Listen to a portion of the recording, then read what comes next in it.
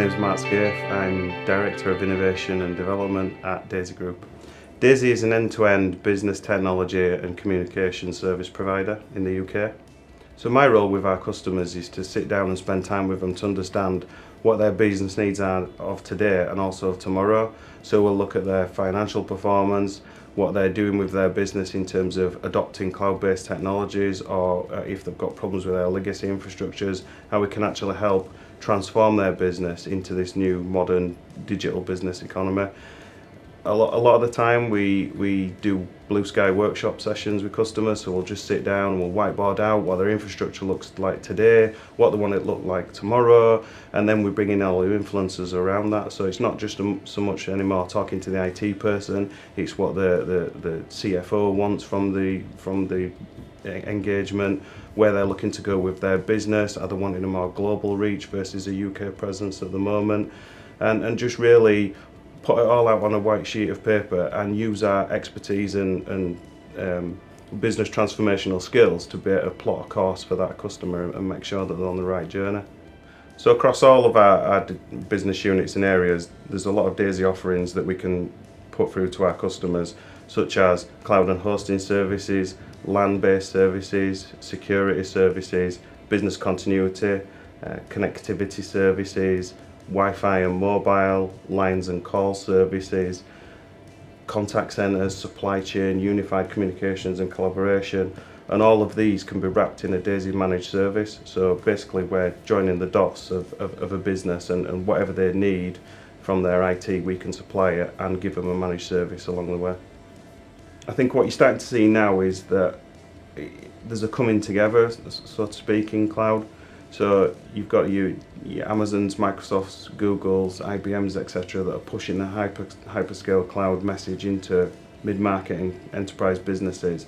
And then you've got service providers like Daisy that are coming with all our capability and history and actually orchestrating all that together. So as I explained earlier, a lot of businesses aren't fully ready to go fully into public cloud yet and put their entire trust in that. They're looking for a more hybrid model where they can flex in and out of cloud, but also have the safety and security of an enterprise service provider such as Daisy to put their mission critical business.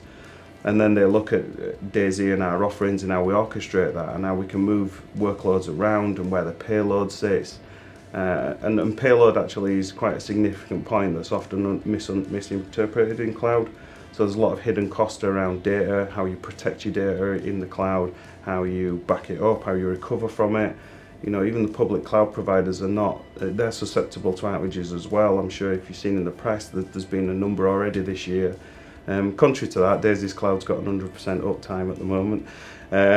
But I guess the message is businesses want the flexibility of the cloud, but they also want the flexibility for their business to be able to come in and out of the cloud as they see fit, depending on which type of workload they feel is appropriate to be up there and gives them the best cost and performance of that service.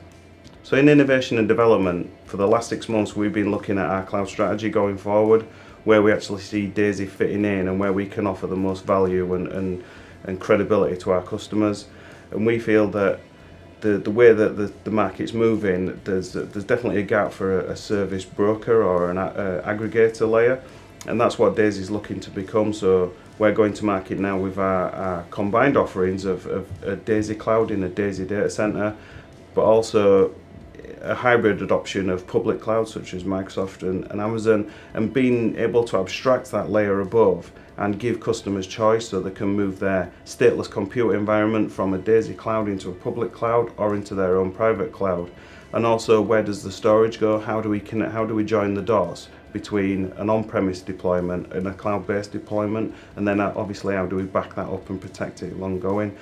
So we're coming to the end of this piece of analysis work, and what you're going to see coming out from Daisy is a real differentiator, especially in the service provider community, of being able to join the dots between a private on-premise cloud through to colo, through to managed hosting, through to public cloud services, and being able to offer customers choice of where they want their workloads to reside.